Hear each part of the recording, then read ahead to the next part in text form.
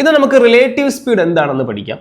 ഈ relative speed എന്ന ഭാഗത്ത് നിന്നും ഒരുപാട് ചോദ്യങ്ങൾ ചോദിക്കാറുണ്ട്. ഇപ്പം നിങ്ങൾ കണ്ടിട്ടുണ്ടായിരിക്കും ചില പരീക്ഷകൾക്കൊക്കെ കള്ളനും പോലീസും കളി. അതായത് ഒരു കള്ളൻ ഒരു കാറ് മോഷ്ടിച്ചുകൊണ്ട് പോകുന്നു, അല്ലെങ്കിൽ ഒരു പോലീസുകാരനെ കണ്ടപ്പോൾ ഒരു കള്ളൻ ഓടുന്നു. ഇത്ര സമയം കഴിയുമ്പോൾ അല്ലെങ്കിൽ എത്ര സമയം കഴിയുമ്പോൾ ആ കള്ളനെ ഈ പോലീസുകാരൻ പിടിക്കും, രണ്ടുപേരുടെ സ്പീഡൊക്കെ തന്നിട്ട് അങ്ങനെയുള്ള ചോദ്യങ്ങൾ ചോദിക്കാം. അല്ലെങ്കിൽ ഒരു കള്ളൻ ഇത്ര മണിക്ക് ഒരു കാറ് മോഷ്ടിച്ചുകൊണ്ട് പോയി, ഇത്ര വേഗത്തിലാണ് അയാൾ പോകുന്നത്, മുതലാളി കുറച്ച് സമയം കൂടെ കഴിഞ്ഞപ്പോൾ കാറിൻ്റെ ഓണർ ഈ വിവരം അറിയുന്നു, അയാൾ അതിൻ്റെ പുറകെ പോകുന്നു, എവിടെ വെച്ച് കള്ളനെ പിടിക്കും. അല്ലെങ്കിൽ രണ്ട് ആളുകൾ, ഒരാൾ എയിൽ നിന്ന് ബിയിലേക്കും ഒരാൾ ബിയിൽ നിന്ന് എയിലേക്കും വരുന്നു. ഇവർ രണ്ടുപേരുടെയും വേഗത പറയുന്നുണ്ട്, ഇവർ രണ്ടുപേരും സ്റ്റാർട്ട് ചെയ്ത ടൈം പറയുന്നുണ്ട്, എത്ര സമയത്ത് ഇവർ രണ്ടുപേരും തമ്മിൽ മീറ്റ് ചെയ്യും. അപ്പോൾ ഇങ്ങനെ ചേസിങ്ങുമായി ബന്ധപ്പെട്ട ചോദ്യങ്ങളും ഒക്കെ നമ്മൾ ഈ ഒരു ഭാഗത്ത് നിന്ന് കണ്ടിട്ടുണ്ട്. അപ്പോൾ ഇങ്ങനെ വരുന്ന ചോദ്യങ്ങളെല്ലാം നമുക്ക് ഈ ഒരു റിലേറ്റീവ് സ്പീഡ് എന്ന കോൺസെപ്റ്റ് ഉപയോഗിച്ച് വളരെ പെട്ടെന്ന് ചെയ്യാൻ പറ്റുന്നതാണ്. അപ്പോൾ എന്താണ് ഈ റിലേറ്റീവ് സ്പീഡ്, ഇത് ഉപയോഗിച്ച് എങ്ങനെ ചെയ്യാം? ഇതിനകത്ത് കുറേ ഷോർട്ട് കട്ടുകളും കാര്യങ്ങളും ഒക്കെ ഇക്വേഷൻസും ഒക്കെ ഉണ്ട് കേട്ടോ. അതൊന്നും ഞാൻ ഇന്നത്തെ ക്ലാസ്സിൽ പറയാനായിട്ട് പോകുന്നില്ല. ഇന്നത്തെ ക്ലാസ്സിൽ നമ്മൾ എന്താണ് റിലേറ്റീവ് സ്പീഡ്, ആ ഒരു സാധനം എന്താണെന്ന് മനസ്സിലാക്കിയിരുന്നാൽ നിങ്ങൾക്ക് ഈ ചോദ്യങ്ങളെല്ലാം ചെയ്യാം. ഒരു ഷോർട്ട് കട്ട് ഉപയോഗിക്കാതെ തന്നെ നിങ്ങളുടെ കോമൺ സെൻസ് ഉപയോഗിച്ചുകൊണ്ട് നിങ്ങൾക്ക് അറിയാവുന്ന ഈ ഒരു ഐഡിയ ഉപയോഗിച്ചുകൊണ്ട് നിങ്ങൾക്ക് ചെയ്യാൻ പറ്റും. അപ്പോൾ ഇന്നത്തെ ക്ലാസ്സിൽ നമ്മൾ നോക്കാൻ പോകുന്നത് എന്താണ് റിലേറ്റീവ് സ്പീഡ്, അത് ഉപയോഗിച്ച് എങ്ങനെ നമുക്ക് ചോദ്യങ്ങൾ ചെയ്യാം. ആ ഭാഗത്ത് നിന്ന് പ്രതീക്ഷിക്കാവുന്ന 1-2 ചോദ്യങ്ങളും നമുക്ക് ഈ ഒരു ക്ലാസ്സിലൂടെ ചെയ്യാം. അപ്പോൾ നമുക്ക് ഒട്ടും സമയം കളയേണ്ട, എന്താണ് റിലേറ്റീവ് സ്പീഡ് എന്ന ആ ഒരു കോൺസെപ്റ്റിലേക്ക് പോകാം. മക്കളെ, റിലേറ്റീവ് സ്പീഡ് എന്ന് നമ്മൾ പറയുന്നത്, ഇപ്പം നിങ്ങൾ ഈ തിയറി ഓഫ് റിലേറ്റിവിറ്റി എന്നൊക്കെ നിങ്ങൾ കേട്ടിട്ടുണ്ടായിരിക്കും. അപ്പോൾ റിലേറ്റിവിറ്റി എന്ന് പറയുമ്പോൾ നമ്മൾ ആപേക്ഷികത സിദ്ധാന്തം എന്നൊക്കെയാണ് പറയാം. അപ്പോൾ ഇവിടെയും അത് തന്നെയാണ് റിലേറ്റീവ് സ്പീഡ്. അപ്പം ആപേക്ഷിക വേഗത എന്ന് തന്നെയാണ് നമ്മൾ ഇതിനെ മലയാളത്തിലും പറയുന്നത്. അപ്പം ആപേക്ഷിക വേഗത എന്ന് പറയുമ്പോൾ ഒന്നിനെ അപേക്ഷിച്ച് മറ്റൊന്നിനുള്ളത്. അപ്പം ആദ്യം നിങ്ങൾ മനസ്സിലാക്കിയിരിക്കേണ്ടത് point number 1, at a time രണ്ടും മൂവിങ് ആയിരിക്കണം. അതായത് അറ്റ് എ ടൈം രണ്ട് ഒബ്ജക്റ്റും മൂവിങ്ങിലായിരിക്കണം എന്നുള്ളതാണ്. രണ്ടും മൂവിങ് ആയിരിക്കും. അതായത് ഇനി അപ്പം സ്പീഡ് തമ്മിലുള്ള കമ്പാരിസൺ, അല്ലെങ്കിൽ ഒന്നിൻ്റെ സ്പീഡിനെ മറ്റൊന്നുമായിട്ട് വെച്ച് നമ്മൾ കമ്പയർ ചെയ്യുകയാണ്. അപ്പം കമ്പയർ ചെയ്യുന്നതിന് ഒരു ബേസിസ് വേണ്ടേ? എന്തിൻ്റെ അടിസ്ഥാനത്തിൽ ഞാൻ കമ്പയർ ചെയ്യും? എന്തിൻ്റെ അടിസ്ഥാനത്തിൽ കമ്പയർ ചെയ്യും എന്ന് ചോദിച്ചാൽ രണ്ടാമത്തെ കാര്യമാണ് ഡയറക്ഷൻ. ദിശയുടെ അടിസ്ഥാനത്തിലാണ് നമ്മൾ കമ്പയർ ചെയ്യുക. അപ്പോൾ ഡയറക്ഷൻ എന്ന് പറയുമ്പോൾ ഇവിടെ മറ്റേ നമ്മൾ റീസണിങ്ങിൽ പഠിക്കുന്ന 8 ഡയറക്ഷൻ എടുത്തുകൊണ്ട് വരരുത്. North, south, east, west, north west, south west, അങ്ങനെയുള്ള ഡയറക്ഷൻ അല്ല ഇവിടെ. ഇവിടെ നമുക്ക് 2 ഡയറക്ഷൻസേ ഉള്ളൂ. ഏതൊക്കെയാണ്? സെയിം ഡയറക്ഷനും അതേപോലെ ഓപ്പോസിറ്റ് ഡയറക്ഷൻ. റിലേറ്റീവ് സ്പീഡ് എന്ന് പറയുമ്പോൾ ചിലർ വളരെ സിമ്പിളായിട്ട് പഠിച്ചു വെച്ചിട്ടുണ്ട്. റിലേറ്റീവ് സ്പീഡ് എന്ന് പറഞ്ഞാൽ സെയിം ആണെങ്കിൽ കുറയ്ക്കണം, ഓപ്പോസിറ്റ് ആണെങ്കിൽ കൂട്ടണം. ഇത്രേ ഉള്ളൂ റിലേറ്റീവ് സ്പീഡ്. പക്ഷേ എന്തുകൊണ്ട് സെയിം വരുമ്പോൾ കുറയ്ക്കുന്നു, എന്തുകൊണ്ട് ഓപ്പോസിറ്റ് വരുമ്പോൾ കൂട്ടുന്നു എന്നുള്ളത് നിങ്ങൾ വ്യക്തമായിട്ട് മനസ്സിലാക്കിയിരിക്കണം. ബിക്കോസ് അത് അറിഞ്ഞെങ്കിൽ മാത്രമേ ചില ചോദ്യങ്ങൾക്ക് നമുക്ക് ഉത്തരം എഴുതാനായിട്ട് പറ്റത്തുള്ളൂ. അപ്പോൾ എന്തുകൊണ്ടാണ് സെയിം ഡയറക്ഷൻ ആകുമ്പോൾ കൂട്ടുന്നത്, എന്തുകൊണ്ടാണ് ഓപ്പോസിറ്റ് ഡയറക്ഷൻ ആകുമ്പോൾ കുറയ്ക്കുന്നത് എന്നാണ് ഇനി നമ്മൾ നോക്കാൻ പോകുന്നത്. അപ്പോൾ എന്തുകൊണ്ട് സെയിം ഡയറക്ഷൻ ആകുമ്പോൾ ഞാനിത് കുറയ്ക്കുന്നു എന്ന് നമുക്ക് ആദ്യം നോക്കാം. ഇപ്പോൾ ഉദാഹരണത്തിന് 2 കാറുകൾ, എയും ബിയും. ഈ ബി എന്ന കാറ് മുൻപിൽ കിടക്കുകയാണ്, എ എന്ന കാറ് പുറകിൽ കിടക്കുകയാണ്. അപ്പോൾ ഇവർ തമ്മിൽ ഉള്ള അകലം സപ്പോസ് ഒരു 100 കിലോമീറ്റർ ആണെന്ന് വിചാരിക്കുക. 100 കിലോമീറ്റർ. എയുടെ വേഗത ഒരു 45 km/h ആണെന്ന് വിചാരിക്കുക. ബിയുടെ വേഗത ഒരു 120 km/h ആണെന്ന് വിചാരിക്കുക. സോ എൻ്റെ ചോദ്യം ഇതാണ്, കുറേ സമയം കഴിയുമ്പോൾ, ഉടനെയൊന്നുമല്ല, കുറച്ച് സമയം കഴിഞ്ഞാൽ ഈ ബി എന്ന് പറയുന്ന കാറിനെ എ എന്ന് പറയുന്ന കാറ് ഓവർടേക്ക് ചെയ്തു പോകുമോ ഇൻ നിയർ ഫ്യൂച്ചർ? കുറച്ച് സമയം കഴിഞ്ഞാൽ തീർച്ചയായിട്ടും നമുക്ക് പറയാൻ പറ്റും ഓവർടേക്ക് ചെയ്തു പോകും. കാരണം എന്താ? പുറകെ വരുന്ന ആളിന് സ്പീഡ് കൂടുതലുണ്ട്. നിങ്ങൾ ഒരു റോഡ് സങ്കല്പിക്കുക, ഒരാൾ നിങ്ങളുടെ മുൻപിൽ നടന്നു പോകുന്നു, നിങ്ങൾ പുറകെ സൈക്കിളിലാണ് അല്ലെങ്കിൽ ഒരു ബൈക്കിലാണെന്ന് വിചാരിച്ചു, ഒരു സ്കൂട്ടറിലാണെന്ന് വിചാരിച്ചു. ഈ നടന്നു പോകുന്ന നിങ്ങൾക്ക്, അല്ലെങ്കിൽ ആ നടന്നു പോകുന്ന ആ വ്യക്തിയെ സൈക്കിളിൽ പോകുന്ന നിങ്ങൾക്ക് ക്രോസ് ചെയ്യാനായിട്ട് പറ്റുമോ? തീർച്ചയായിട്ടും പറ്റും. കാരണം എന്താ? നിങ്ങളെക്കാൾ വേഗത അയാൾക്ക് കുറവാണ്. അപ്പോൾ നിങ്ങൾക്ക് പുറകെ അയാളുടെ പുറകെ നിങ്ങൾക്ക് സൈക്കിൾ ചവിട്ടിയോ ബൈക്കിൽ പോയോ നിങ്ങൾക്ക് അയാളെ ക്രോസ് ചെയ്യാൻ പറ്റും. ബിക്കോസ് അയാളെക്കാൾ കൂടുതൽ സ്പീഡ് നിങ്ങൾക്കുണ്ട്. അപ്പം ഇവിടെ വേണമെങ്കിൽ നമുക്ക് ഇതിനെ ഒരു എളുപ്പത്തിന് വേണ്ടി 40 ആക്കാം, കുറച്ചുകൂടി എളുപ്പമുണ്ടല്ലോ. അപ്പോൾ ഇത് എയുടെ സ്പീഡ് 40, ബിയുടെ സ്പീഡ് 80. അപ്പോൾ ഈ എയുടെ സ്പീഡ് 40, ബിയുടെ സ്പീഡ് 120. സോറി, ഞാൻ നേരത്തെ 80 എന്നാണ് പറഞ്ഞത്, 120. എയുടെ 40, ബിയുടെ 120. അപ്പോൾ ഈ എ ഓവർടേക്ക് ചെയ്യാനുള്ള കാരണം എന്താണ്? എയ്ക്ക് സ്പീഡ് കൂടുതലുണ്ട്. എത്ര കൂടുതലുണ്ട്? 40-നേക്കാൾ 120 എത്ര കൂടുതലാണ്? 80 km/h കൂടുതലാണ്. അപ്പോൾ ഇതിനെയാണ് നമ്മൾ എന്ത് പറയുന്നത്? റിലേറ്റീവ് സ്പീഡ് എന്ന് പറയുന്നത്. അതായത് സെയിം ഡയറക്ഷനിൽ ഒന്നിന് മറ്റൊന്നിനേക്കാളുള്ള, രണ്ടുപേരും ഒരേ ഡയറക്ഷനിൽ, ഇവിടെ രണ്ടുപേരും നോർത്തിൽ നിന്ന് സൗത്തിലേക്ക് അല്ലെങ്കിൽ ഈസ്റ്റിൽ നിന്ന് വെസ്റ്റിലേക്ക് ഒരേ ഡയറക്ഷനിലാണ് രണ്ടുപേരും പോകുന്നത് എന്ന് വിചാരിക്കുക. അപ്പോൾ വിചാരിക്കാൻ നല്ല, നമുക്ക് ഈ ചിത്രത്തിൽ നിന്ന് അത് മനസ്സിലാകും. എയും ബിയും ഒരേ ഡയറക്ഷനിലാണ് പോകുന്നത്. അപ്പോൾ അവർ തമ്മിലുള്ള സ്പീഡിൻ്റെ വ്യത്യാസമായിരിക്കും അവരുടെ റിലേറ്റീവ് സ്പീഡ്. അപ്പോൾ ഇതിൻ്റെ അർത്ഥം ഇത്രയേ ഉള്ളൂ, ഇവർ തമ്മിലുള്ള ഡിസ്റ്റൻസ് സമയം കഴിയുന്നതിനനുസരിച്ച് കുറഞ്ഞു വരും. റിലേറ്റീവ് ഡിസ്റ്റൻസ് എന്ന് പറഞ്ഞാൽ അത് കോൺസ്റ്റൻ്റ് ആണ്. ഇപ്പോൾ എറണാകുളം മുതൽ തിരുവനന്തപുരം വരെയുള്ള ഡിസ്റ്റൻസ് കോൺസ്റ്റൻ്റ് ആണ്. റിലേറ്റീവ് ഡിസ്റ്റൻസ് എന്ന് പറഞ്ഞാൽ ടൈം പോകുന്നതിനനുസരിച്ച് അത് കുറഞ്ഞു വരും. അപ്പോൾ ഓരോ മണിക്കൂർ കഴിയും തോറും എ ബിയോട് 80 കിലോമീറ്റർ അടുത്തോണ്ടിരിക്കുക. 80 കിലോമീറ്റർ അടുത്തോണ്ടിരിക്കുക ഓരോ മണിക്കൂർ കഴിയും തോറും. അപ്പോൾ അങ്ങനെ ഇവർ കുറേ കഴിയുമ്പോൾ എന്ത് ചെയ്യുന്നു?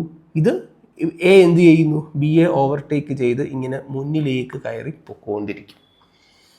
അപ്പോൾ പിന്നെ എന്താ സംഭവിക്കുക? ഓവർടേക്ക് ചെയ്ത് കഴിയുമ്പോൾ വീണ്ടും എന്താ സംഭവിക്കുക? ഓരോ മണിക്കൂർ കഴിയും തോറും എ ബിയേക്കാൾ 80 കിലോമീറ്റർ അകലെ പൊക്കോണ്ടിരിക്കും. അപ്പോൾ ഇതാണ് സെയിം ഡയറക്ഷനിലെ റിലേറ്റീവ് സ്പീഡ്. അപ്പോൾ സെയിം ഡയറക്ഷനിലെ റിലേറ്റീവ് സ്പീഡ് കിട്ടാൻ സ്പീഡ് തമ്മിൽ നമ്മൾ എന്ത് ചെയ്യണം? കുറയ്ക്കണം. നമ്മളത് സബ്ട്രാക്ട് ചെയ്യണം. അപ്പോൾ എപ്പോഴും ഓർക്കുക, ഓവർടേക്ക് ചെയ്യാൻ വേണ്ട സ്പീഡാണ് റിലേറ്റീവ് സ്പീഡ്, സെയിം ഡയറക്ഷനിലെ സ്പീഡ്. അപ്പോൾ ഓവർടേക്ക് ചെയ്യാൻ വേണ്ട സ്പീഡാണ് റിലേറ്റീവ് സ്പീഡ്. ഇവിടെ സെയിം ഡയറക്ഷൻ്റെ കാര്യം പറയാം. നമ്മളിപ്പോൾ പറയുന്നത് സെയിം ഡയറക്ഷൻ്റെ കാര്യമാണ്. അപ്പോൾ ഈ ഒരു റിലേറ്റീവ് സ്പീഡ് വെച്ചിട്ട് ആയിരിക്കും നമ്മൾ ഓവർടേക്ക് ചെയ്യുക സെയിം ഡയറക്ഷനിൽ. ഇനി നമുക്ക് നോക്കാനുള്ളത് ഓപ്പോസിറ്റ് ഡയറക്ഷൻ്റെ കാര്യമാണ്. ഓപ്പോസിറ്റ് ഡയറക്ഷനിലേക്ക് വരുമ്പോൾ ഇവിടെ നോക്കുക, എ ഇവിടെ നിൽപ്പുണ്ട്, ബി ഇവിടെ നിൽപ്പുണ്ട്. ഇവർക്കിടയിൽ നേരത്തെ പറഞ്ഞ പോലെ 100 കിലോമീറ്റർ ആണ് ദൂരം എന്ന് വിചാരിക്കുക. എ ബിയിലേക്ക് സഞ്ചരിക്കുകയാണ്. എയുടെ വേഗത A km/h. ബി എയിലേക്ക് സഞ്ചരിക്കുകയാണ്, ഓപ്പോസിറ്റ് ഡയറക്ഷനിലേക്ക് സഞ്ചരിക്കുകയാണ്. ബിയുടെ സ്പീഡ് B km/h. അപ്പം എയുടെ സ്പീഡ് A km/h, ബിയുടെ സ്പീഡ് B km/h. ചോദ്യം ഇതാണ്, എത്ര സമയം കഴിയുമ്പോൾ ഇവർ മീറ്റ് ചെയ്യും? അപ്പോൾ എയും ബിയും തമ്മിൽ മീറ്റ് ചെയ്യണമെങ്കിൽ രണ്ടുപേര് രണ്ട് പൊസിഷനിൽ ഇരിക്കുന്നു, രണ്ട് സ്ഥലങ്ങളിൽ ഇരിക്കുകയാണ്, ഓപ്പോസിറ്റ് ഡയറക്ഷനിൽ 2 പോയിന്റിൽ ഇരിക്കുകയാണ്. അപ്പോൾ ഇവർ തമ്മിൽ മീറ്റ് ചെയ്യണമെങ്കിൽ എന്ത് സംഭവിക്കണം? ഇവർ തമ്മിൽ മീറ്റ് ചെയ്യണമെങ്കിൽ എന്താ സംഭവിക്കേണ്ടത്? ഒന്നുകിൽ എ ബിയിലേക്ക് സഞ്ചരിക്കണം, ബി അവിടെ തന്നെ സ്റ്റേഷനറി ആയിട്ട് നിന്നിട്ട് എ ബിയിലേക്ക് സഞ്ചരിച്ച് വന്ന് ബിയെ കാണാം. അല്ലെങ്കിലോ ബി എയിലേക്ക് സഞ്ചരിച്ച് വന്നിട്ട് ആരെ കാണാം? എയെ കാണാം. അപ്പോൾ ഈ 2 രീതിയിൽ ഏതെങ്കിലും ഒരു രീതിയിലേ ഇവർ തമ്മിലുള്ള മീറ്റിംഗ് എന്താവത്തുള്ളൂ? പോസിബിൾ ആവത്തുള്ളൂ. അല്ലാതെ ഒരു രീതിയും കൂടെ ഉണ്ട്. എന്താണ്? അറ്റ് എ ടൈം 2 പേരും മൂവ് ചെയ്യുക. ഞാൻ പറഞ്ഞു റിലേറ്റീവ് സ്പീഡ് എപ്പോഴേ ഉള്ളൂ? At a time 2 object move ചെയ്യുമ്പോൾ മാത്രമേ എന്തുള്ളൂ? റിലേറ്റീവ് സ്പീഡ് ഉള്ളൂ. ഇപ്പം നമ്മൾ സെയിം ഡയറക്ഷനിലെ കാര്യം പറഞ്ഞ പോലെ സെയിം ഡയറക്ഷനിൽ നമ്മൾ പറഞ്ഞ എന്താ? 2 ഒബ്ജക്റ്റുകൾ ഒരേ സമയം സെയിം ഡയറക്ഷനിൽ മൂവ് ചെയ്യുകയാണെങ്കിൽ അവർ തമ്മിലുള്ള റിലേറ്റീവ് സ്പീഡ് അവരുടെ 2 പേരുടെ സ്പീഡ് തമ്മിലുള്ള ഡിഫറൻസ് ആയിരിക്കും. സെയിം ഡയറക്ഷൻ്റെ കാര്യമാണ് നമ്മൾ ഇപ്പോൾ പറഞ്ഞുകൊണ്ടിരിക്കുന്ന ഓപ്പോസിറ്റ്. ഞാൻ സെയിം ഡയറക്ഷൻ്റെ കാര്യം പറഞ്ഞത് ഒരു പോയിന്റ് കൂടെ അവിടെ ആഡ് ചെയ്യാനുണ്ടായിരുന്നു. അപ്പം അറ്റ് എ ടൈം സെയിം ഡയറക്ഷനിൽ 2 പേരും മൂവ് ചെയ്യുകയാണ്. നിർത്തിയിട്ടിരിക്കുന്ന കാറിനെ വേറൊരു കാറ് ക്രോസ് ചെയ്ത് പോകുമ്പോൾ റിലേറ്റീവ് സ്പീഡ് എത്ര ആയിരിക്കും? ഇപ്പം ഒരു കാറ് വഴിയിൽ നിർത്തിയിട്ടേക്കുക, ഞാൻ ആ കാറിൻ്റെ അതേ ഡയറക്ഷനിൽ, ആ കാർ ഇപ്പം അങ്ങോട്ടാണ് നിർത്തിയിട്ടേക്കുന്നതെന്ന് വിചാരിക്കും. ഇപ്പോൾ ഈ കാർ ഇങ്ങോട്ട് വന്ന് ഇവിടെ സ്റ്റോപ്പ് ചെയ്ത് കിടക്കുകയാണ്. ഞാൻ ഇതിനെ പുറകിൽ വേറൊരു കാറിൽ 100 km/h വേഗത്തിൽ ഇതിനെ ക്രോസ് ചെയ്യുന്നു. റിലേറ്റീവ് സ്പീഡ് എത്ര? 100 തന്നെ ആയിരിക്കും. കാരണം ഇതിൻ്റെ സ്പീഡ് 0 ആണ്. 100ൽ നിന്ന് 0 കുറച്ചാൽ എത്ര കിട്ടും? 100. സോ ആ ഒരു കാര്യം പറയാൻ വേണ്ടിയാണ് നമ്മൾ പെട്ടെന്ന് അങ്ങോട്ടൊന്ന് പോയത്. ഇനി നമുക്ക് വീണ്ടും തിരിച്ച് എവിടേക്ക് വരാം? ഓപ്പോസിറ്റ് ഡയറക്ഷനിലേക്ക് വരാം.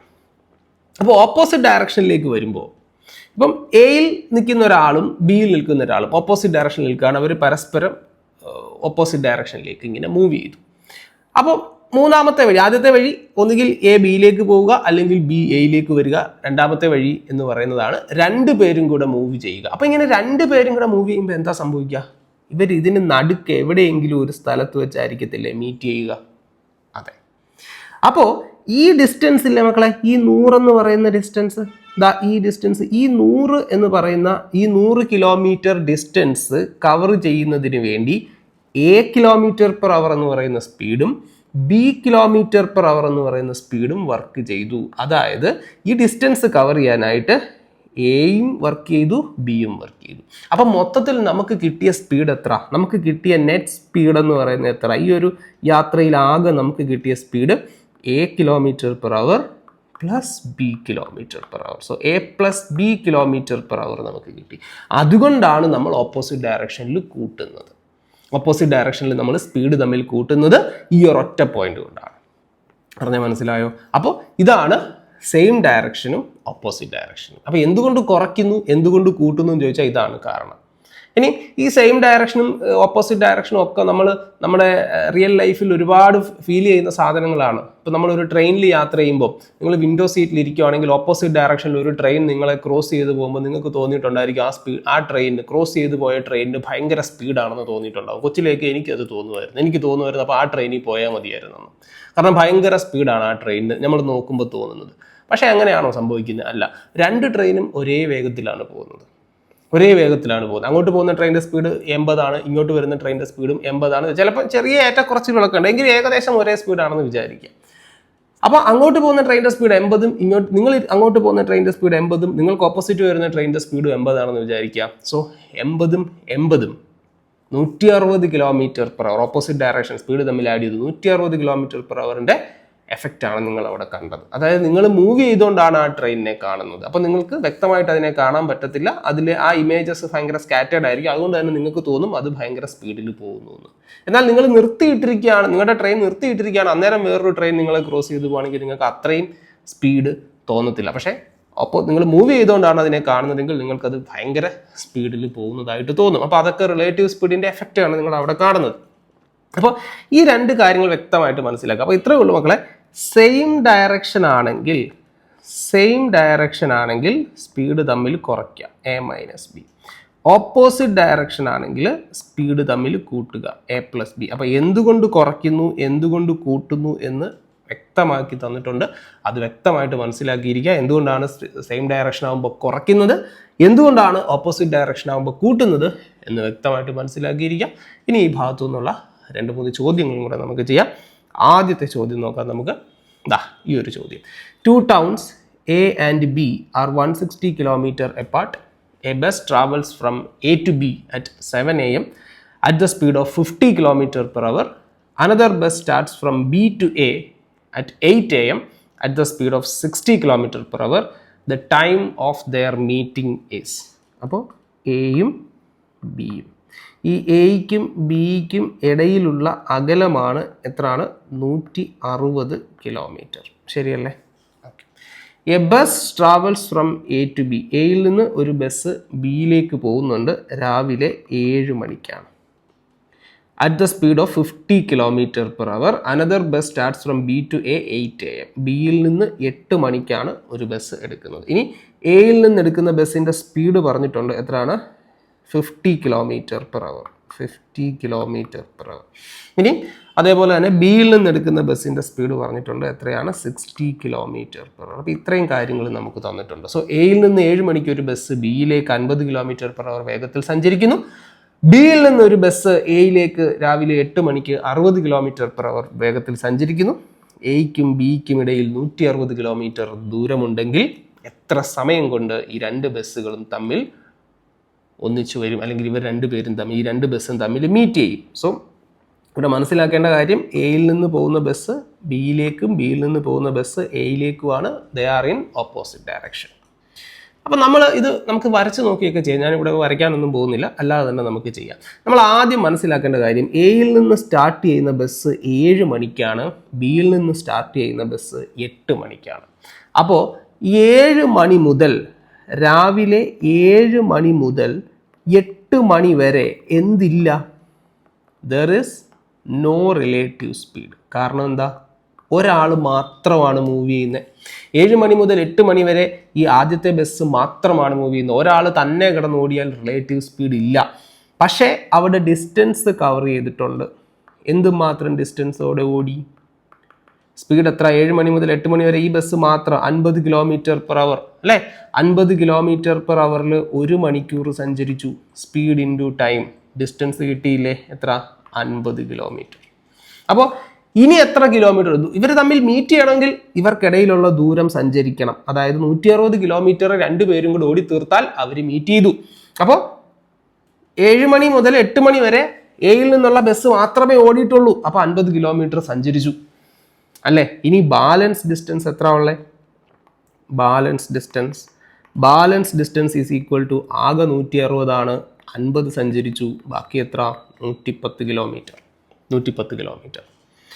അപ്പോൾ ഡിസ്റ്റൻസ് കിട്ടി. ഇനി നോക്കണം, ഇനി മക്കളെ 8 മണിയായി. 8 മണിയാകുമ്പോൾ ഉള്ള പ്രത്യേകത എന്താ? രണ്ടും ഒരേ സമയം മൂവ് ചെയ്യാൻ തുടങ്ങി. എയിൽ നിന്ന് ബസ് ബിയിലേക്കും ബിയിൽ നിന്ന് ബസ് എയിലേക്കും അറ്റ് എ ടൈം രണ്ടും മൂവ് ചെയ്യാൻ തുടങ്ങി. അറ്റ് എ ടൈം രണ്ടും മൂവ് ചെയ്യാൻ തുടങ്ങുമ്പോഴാണ് എന്തുണ്ടാവുക? റിലേറ്റീവ് സ്പീഡ് ഉണ്ടാവുക.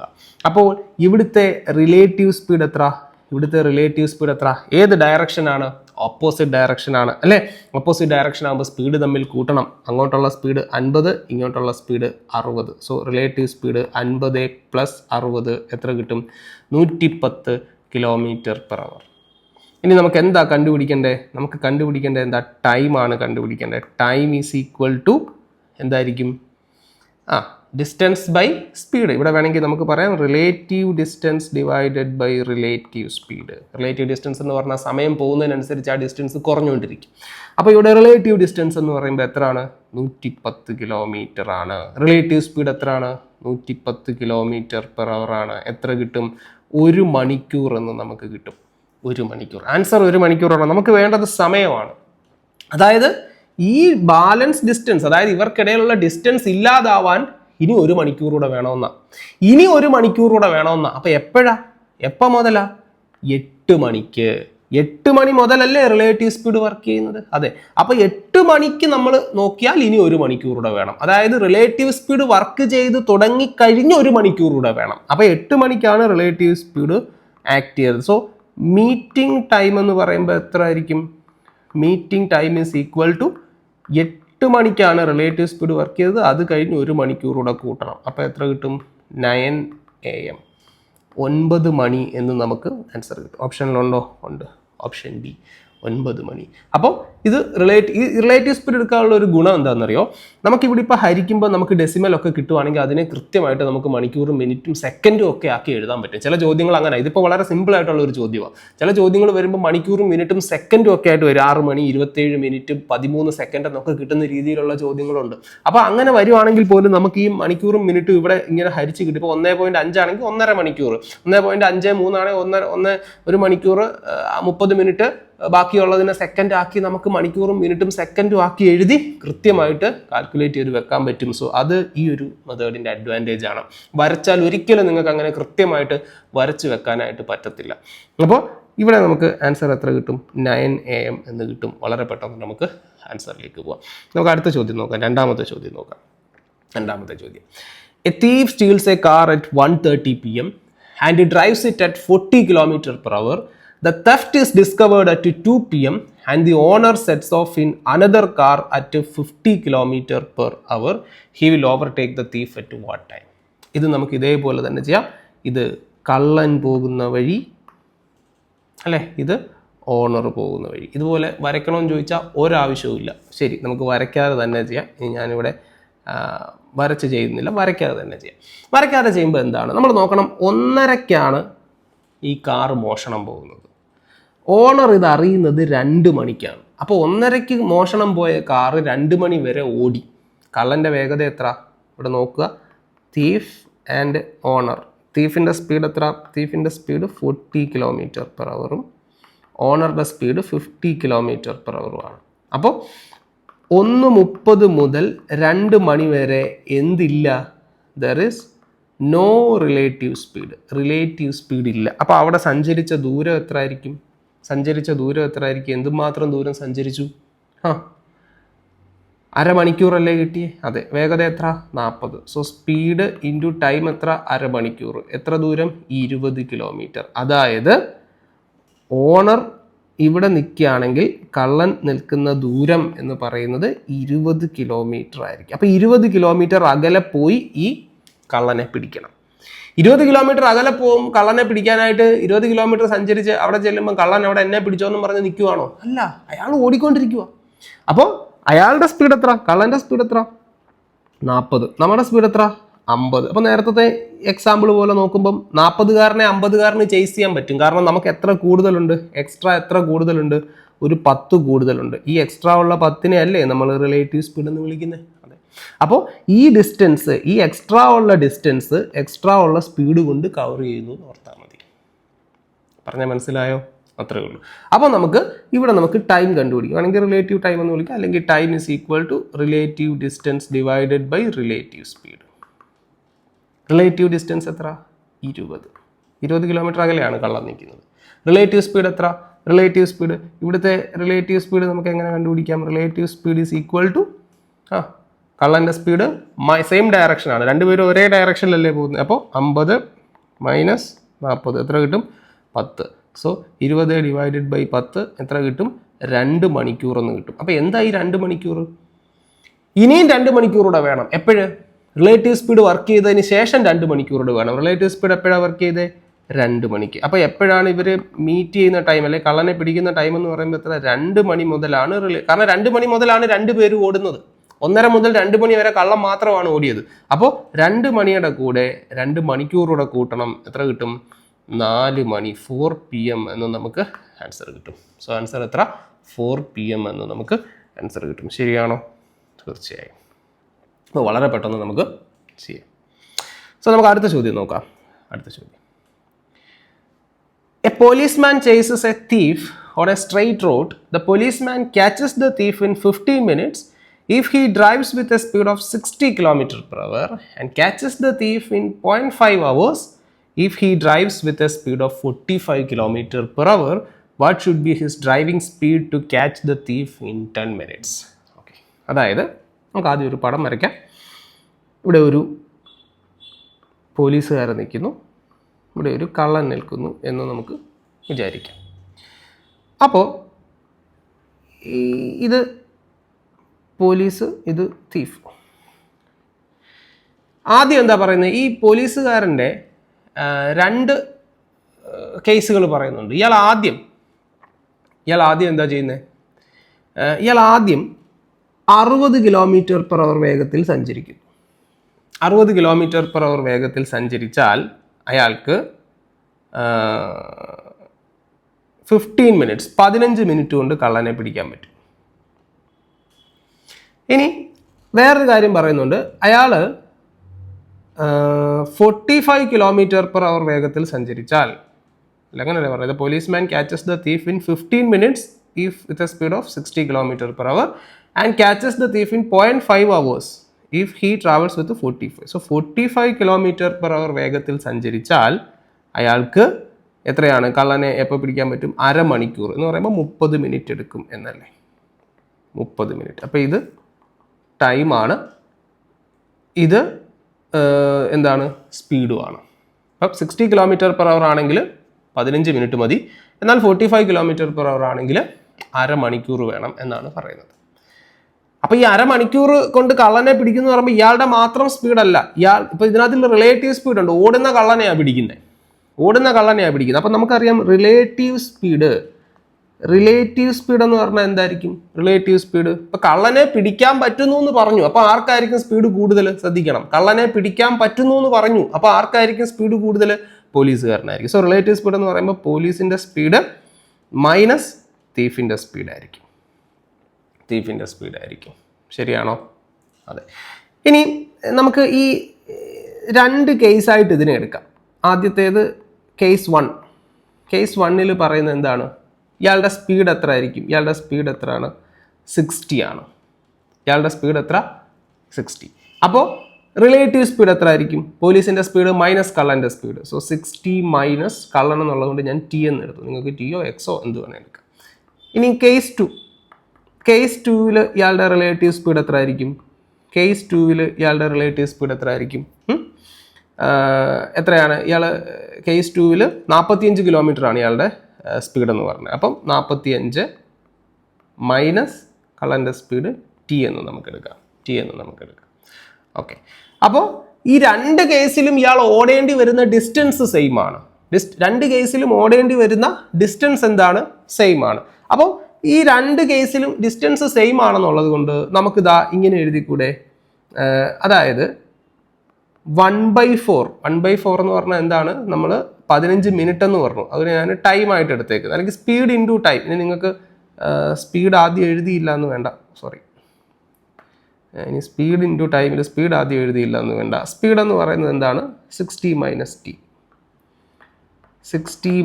T into time. Speed into time അല്ലേ ഡിസ്റ്റൻസ്. ടൈം എത്ര? ആദ്യം പറയുന്നത് 15 minute. So 1/4 is equal to രണ്ടാമത്തേത്. അപ്പം ഡിസ്റ്റൻസ് കിട്ടി. ഇനി അതേ ഡിസ്റ്റൻസ് തന്നെ ആയിരിക്കും ഇവിടെ. ഇവിടുത്തെ സ്പീഡ് എന്ന് പറയുമ്പോൾ 45 മൈനസ് ടി ഇൻറ്റു സ്പീഡ് എത്രയാണ്? അരമണിക്കൂർ എന്നാണ് പറഞ്ഞേക്കുന്നത്. അപ്പോൾ എത്രയാണ്? 1/2. അപ്പോൾ ഇത് സോൾവ് ചെയ്യുക. ഇത് സോൾവ് ചെയ്ത് കഴിയുമ്പോൾ ഇതിനകത്തിൽ നിന്ന് നമുക്ക് ടിയുടെ വാല്യൂ കിട്ടും. എത്രയാണ്? 30 km/h എന്ന് കിട്ടും. അപ്പോൾ എന്ന് പറയുമ്പോൾ കള്ളൻ്റെ സ്പീഡ് എത്ര? 30 km/h എന്ന് നമുക്ക് കിട്ടി. ഇനി ഈ കള്ളനെ നമുക്ക് പിടിക്കണം. ഈ കള്ളനെ പിടിക്കുന്നുള്ള ചോദ്യം എന്താണ്? What should be his driving speed to catch the thief in 10 minute കൊണ്ട് പിടിക്കണം. അപ്പം 10 മിനിറ്റ് കൊണ്ട് നമ്മൾ പിടിക്കണം എന്ന് പറഞ്ഞാൽ കള്ളനെ നമുക്ക് 10 മിനിറ്റ് കൊണ്ട് പിടിക്കണം. 10 മിനിറ്റ് കൊണ്ട് പിടിക്കണമെങ്കിൽ എന്തായിരിക്കും? റിലേറ്റീവ് സ്പീഡ് എത്ര ആയിരിക്കും? പോലീസിൻ്റെ സ്പീഡ് മൈനസ് കള്ളൻ്റെ സ്പീഡ് 30 ഇൻറ്റു 10 മിനിറ്റ്. 10 മിനിറ്റ് എന്ന് പറയുമ്പോൾ നമ്മൾ എങ്ങനെ എഴുതുക? 10/60. കാരണം മിനിറ്റിനെ മണിക്കൂറാക്കി എഴുതുമ്പോൾ 1/6 ഈസ് ഈക്വൽ ടു ഡിസ്റ്റൻസ് നമുക്ക് കണ്ടുപിടിക്കണം. എന്താ ഇവിടെ ഈ ടിയുടെ വാല്യൂ അങ്ങോട്ട് ഇട്ട് കൊടുത്താൽ നമുക്ക് ഡിസ്റ്റൻസ് കിട്ടത്തില്ലേ? ഇപ്പം ടിയുടെ വാല്യൂ 30 എന്ന് കിട്ടിയില്ല. ഇതിൽ എവിടെ വേണേലും ഇട്ട് കൊടുത്താൽ മതി. ഇപ്പം ഞാൻ ആദ്യത്തിനകത്തിൽ ഇടുന്നു. അപ്പോൾ 60 മൈനസ് ടി എന്ന് പറയുമ്പോൾ 30 ഇൻറ്റു 1/4. സോ 30/4. 15ൻ്റെ പകുതി 7.5. ഓക്കെ, അപ്പോൾ നമുക്ക് എത്ര കിട്ടുന്നു? 7.5 എന്ന് കിട്ടി. സോ ഇത് സോൾവ് ചെയ്യുമ്പോൾ നമുക്ക് എത്ര കിട്ടും? ഇത് സോൾവ് ചെയ്യുമ്പോൾ നമുക്ക് P is equal to 75 kilometre എന്ന് കിട്ടും. P is equal to 75 kilometre. അപ്പോൾ ഇങ്ങനെ നമുക്ക് ഇത് ചെയ്യാം. അപ്പോൾ ഇത് നമുക്ക് ഒന്ന് ആലോചിച്ചാൽ, ഈ റിലേറ്റീവ് സ്പീഡ് എന്നൊരു കോൺസെപ്റ്റ് നിങ്ങളുടെ തലയിലുണ്ടെങ്കിൽ വളരെ പെട്ടെന്ന് ചെയ്യാവുന്ന ഒരു ചോദ്യമാണിത്. അപ്പോൾ എന്തായാലും ആൻസർ ശരിയാണോ നോക്കിയില്ലല്ലോ? യെസ്, 75. അപ്പം എന്തായാലും നമുക്ക് ഈ ഒരു സാധനം, ഈ ഒരു റിലേറ്റീവ് സ്പീഡ് എന്ന് പറയുന്ന കോൺസെപ്റ്റ് നിങ്ങളുടെ മനസ്സിലുണ്ടെങ്കിൽ ഇങ്ങനെയൊക്കെയുള്ള ചോദ്യങ്ങൾ വളരെ പെട്ടെന്ന് നമുക്ക് ചെയ്യാവുന്ന ചോദ്യങ്ങളാണ്. അപ്പോൾ അതുകൊണ്ട് റിലേറ്റീവ് സ്പീഡ് എന്ന് പറയുന്ന കോൺസെപ്റ്റ് നന്നായിട്ട് മനസ്സിലാക്കി തന്നെ പഠിക്കുക. വളരെയധികം ഇമ്പോർട്ടൻ്റ് ആയിട്ടുള്ള ഒരു ചാപ്റ്ററാണ് റിലേറ്റീവ് സ്പീഡ് എന്ന് പറയുന്നത്. സോ ഒരുപാട് ചോദ്യങ്ങൾ ഈ റിലേറ്റീവ് സ്പീഡുമായി ബന്ധപ്പെട്ട് ഒരുപാട് പരീക്ഷകൾക്ക് സ്ഥിരമായി ചോദിക്കുന്ന ഒരു ഇതാണ്. അതിപ്പോൾ നിങ്ങൾ ഏത് പരീക്ഷ എടുത്താലും, PSCയോ ബാങ്കോ റെയിൽവേയോ NTPC SSC ഏത് പരീക്ഷ എഴുതിയാലും സ്ഥിരമായിട്ടും ഇങ്ങനെ ഒരു ചോദ്യം അവിടെ ഉണ്ടായിരിക്കും. പ്രത്യേകിച്ച് ഈ കള്ളനും പോലീസും കളി SSC NTPC പരീക്ഷകളുടെ ഒരു സ്ഥിരം ഹോബിയാണ്. അപ്പം ഉറപ്പായിട്ടും ഇങ്ങനെയുള്ള ചോദ്യങ്ങൾ നിങ്ങൾക്ക് പ്രതീക്ഷിക്കാം. അതുകൊണ്ട് തന്നെ ധാരാളം ചോദ്യങ്ങൾ ചെയ്ത് പഠിക്കുകയും ചെയ്ത് തഴക്കം വരിക എന്നൊക്കെ നമ്മൾ പറയത്തില്ലേ, അപ്പോൾ അതുപോലെ ആയി മാറണം നിങ്ങൾ. സോ കഴിയുന്നത്ര ചോദ്യങ്ങൾ ഈ ഒരു ഭാഗത്തു നിന്ന് ചെയ്ത് പഠിക്കാനായിട്ട് ശ്രമിക്കുക. അതിന് തീർച്ചയായിട്ടും നമ്മുടെ ആപ്ലിക്കേഷൻ നിങ്ങൾക്ക് പ്രയോജനപ്പെടുത്താം. ധാരാളം ചോദ്യങ്ങൾ അതിലുണ്ട്. ഈ പറയുന്ന സമയങ്ങളിലും എല്ലാം പുതിയ ചോദ്യം, ഞാനിപ്പോൾ ഈ സംസാരിച്ചുകൊണ്ടിരിക്കുന്ന സമയത്ത് വരെയും അതിൽ പുതിയ എക്സാമുകൾ ആഡ് ചെയ്തുകൊണ്ടിരിക്കുകയാണ്. അപ്പോൾ അതുകൊണ്ട് തന്നെ കഴിയുന്നത്ര ചോദ്യങ്ങൾ ചെയ്ത് പഠിക്കാനായിട്ട് ശ്രമിക്കുക. അപ്പോൾ ഇന്നത്തെ ക്ലാസ് ഇത്രയേ ഉള്ളൂ. നമുക്കിനി അടുത്ത ക്ലാസ്സിലൂടെ വീണ്ടും കാണാം.